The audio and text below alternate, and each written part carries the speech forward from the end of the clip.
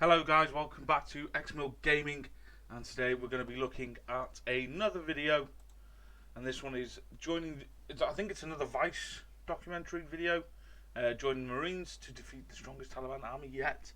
So we'll jump straight in and see how this goes.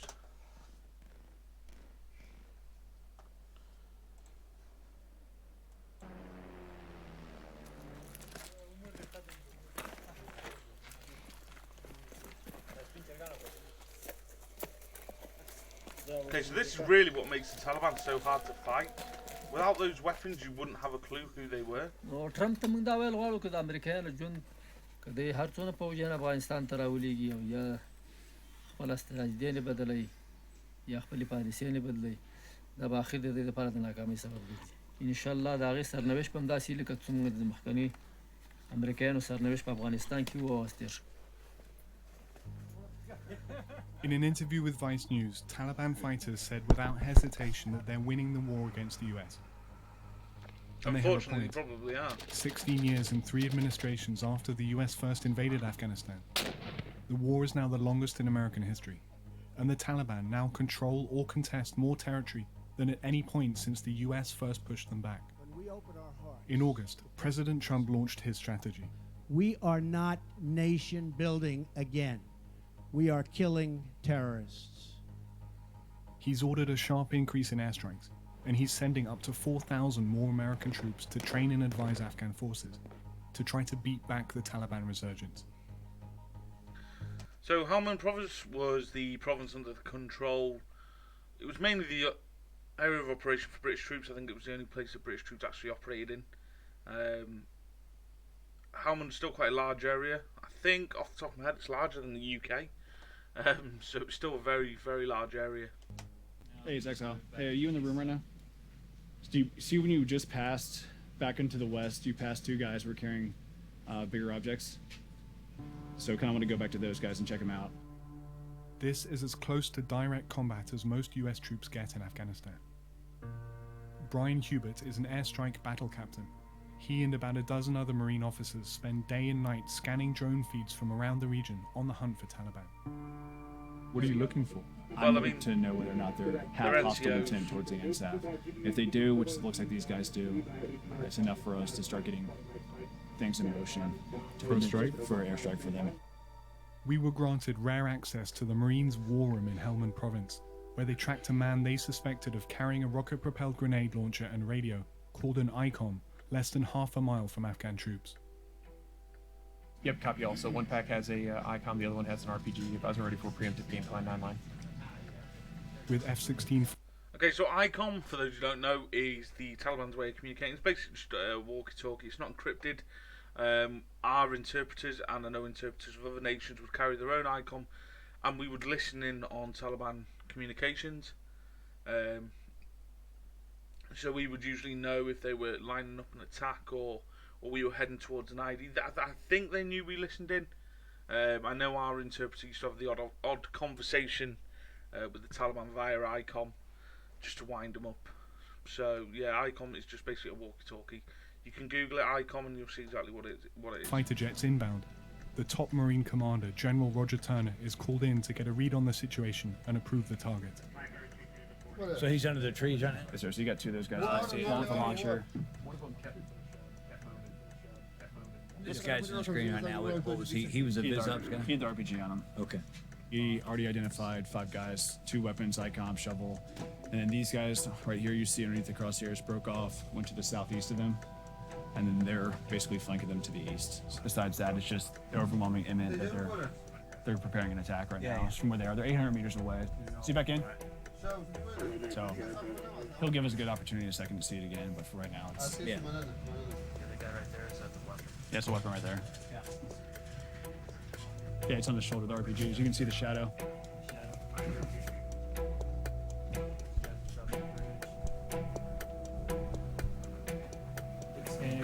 Scoot over. There's another guy over there.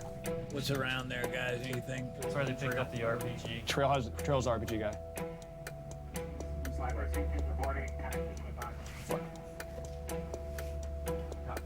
Okay, set him up for immediate reattack. He's going into the... I was just standing on that little thing. Yeah, they're using them. Yeah. He's inside. Have him zoom out one more. All right, he's on the road. See collateral coming. I'm good. That target. So like you've just heard someone say in the background then about collateral damage, so this is the big decider in whether or not strikes get launched.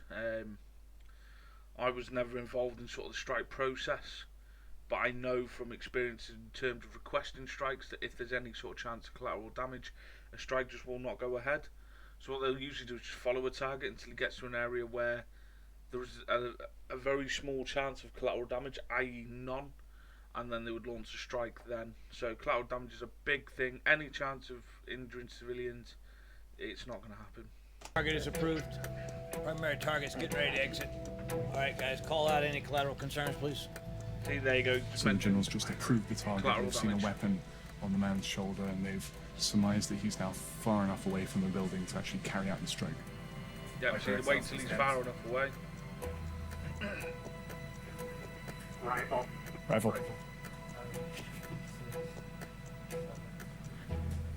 Missed him. Wow, okay, miss. He is It's gone. possible he's injured. I don't know. Oh yeah, he's He's injured. hurt pretty bad. Yeah. I don't think he's getting up. I think adrenaline had him move, but I think his right leg's missing.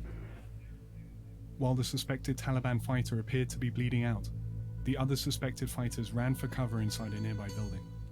How often are you carrying out that kind of a strike? Is that pretty rare? Is it? It's not rare at all. It's pretty often. And what we're Every doing. day? Yeah, every day. Under Trump, American troops are still restricted from ground combat, but he did give more leeway for commanders to carry out airstrikes like these. In the first 10 months of the year, the number of bombs and other munitions that have been dropped on Taliban targets has already tripled since last year to more than 3,000. The problem you have is, you know, they just wasted I'm assuming a JDAM. I say wasted, they just used a JDAM on one guy. You know, I don't know how much a JDAM costs, but just cost alone, money-wise, doesn't really seem like a good return. I can obviously understand the tactic. That's one less person to go and injure, you know, or end the life of an American serviceman or a British serviceman. I get that. It's just a very, very costly way of doing things. They're dispatched from hundreds of miles away, where up to 4,000 troops will also be arriving to train and advise Afghan forces. This group is some of the first to land. We were just told formally 4 weeks ago that we were going to be a part of this new strategy. And so we were told, hey, pack your bags, you guys are going. For many, including First Lieutenant Tyler Wojcinski, this is their first combat deployment. I was in 3rd grade when the towers fell. So I've now inherited part of this, which is amazing to see because you only see about it in the news, and now you're actually a part of it. You're a part of a new administration and a new way of trying to solve this complex issue. But for those who've served in Afghanistan before, there's a more sobering reality to this conflict. The fact it's gone on for so long. Colonel Matthew Reed is the Deputy Commander of Joint Task Force Southwest. Reed's first tour here ended in 2011, but he was redeployed in April to take back some of the same areas he helped capture years ago. So this is the big problem. I know of areas where British troops, especially my battalion, had fought for, and now the Taliban control that area. And to be honest, a lot of the time they actually control that area in partnership with the Afghan National Army. So it is a massive slap in the face. No, I don't want to say the Afghan National Army is useless because they're not. I know, I've served with some really good units within the ANA, but sometimes there is a feeling that they are quite lazy. They don't want to fight if they don't need to. Don't get me wrong, they like a good fight, but if they haven't got to do it, they won't. And I think a lot of the time they would rather just work with the Taliban instead of against the Taliban. I don't know if that would be corruption or whatnot. I mean, I believe corruption is a large problem in Afghanistan. But yeah, it's annoying. Just next to the canal,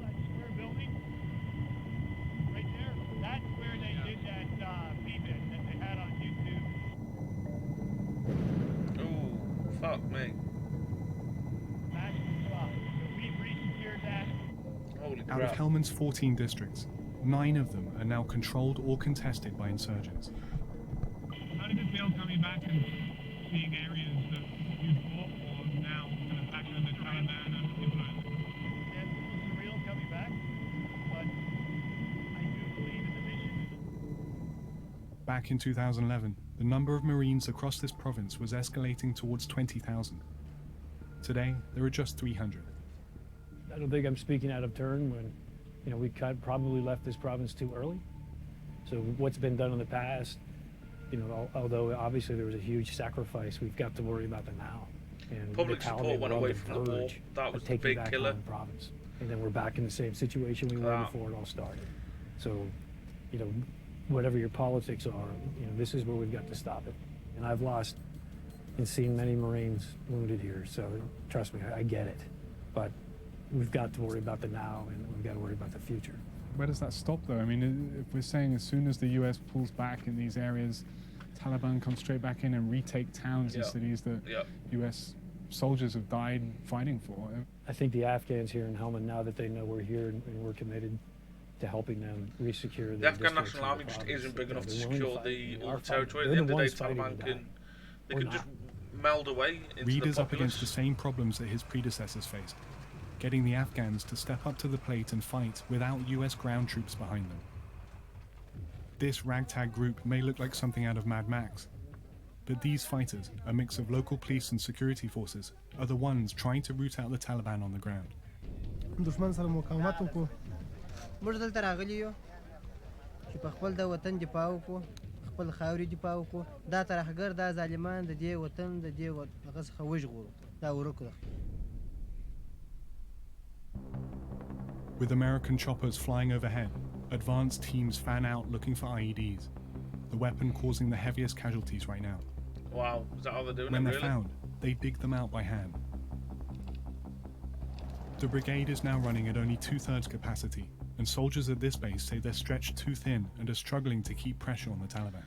So he is Afghan National Police, and they are Afghan National Army, or the ones in camo. So the AMP wear blue, and what you'll find is the AMP will have more AKs, and the ANA will have more American gear like M16s and so on. Who here has been fighting the Taliban for more than 5 years already?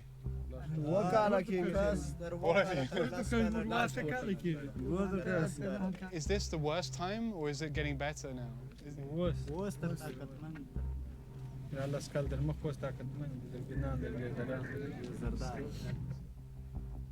The Taliban are using that strength wisely, hiding during the day, and launching attacks under the cover of darkness.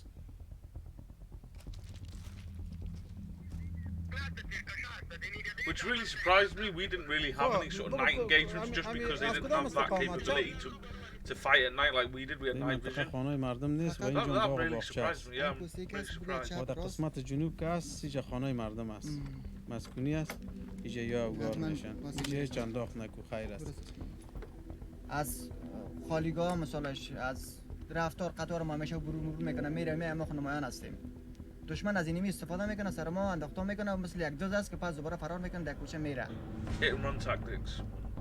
بده زوچو بده دو خالتا بکش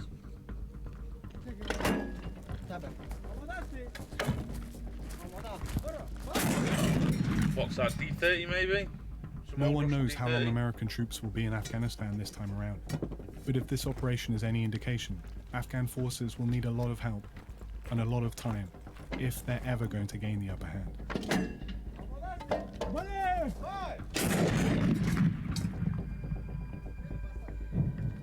دشمن فرار کرد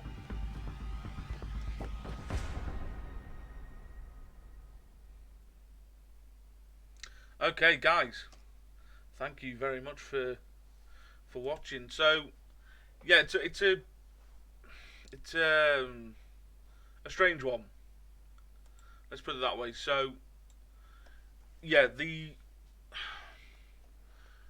it's an insurgency war at the end of the day, and insurgency wars are notoriously difficult to fight because they don't follow rules of engagement. They don't follow sort of conventional battle plans, which we then counter with conventional counters. No, they can fire and disappear, and I do believe that if the West left Afghanistan completely, then yeah, it would certainly fall back into Taliban hands, or at the very least, it would end up being a case of the government will control some areas, mainly the built-up populated areas, but the majority of it will end up being back in Taliban hands, and then it's just a matter of time before they lose control completely.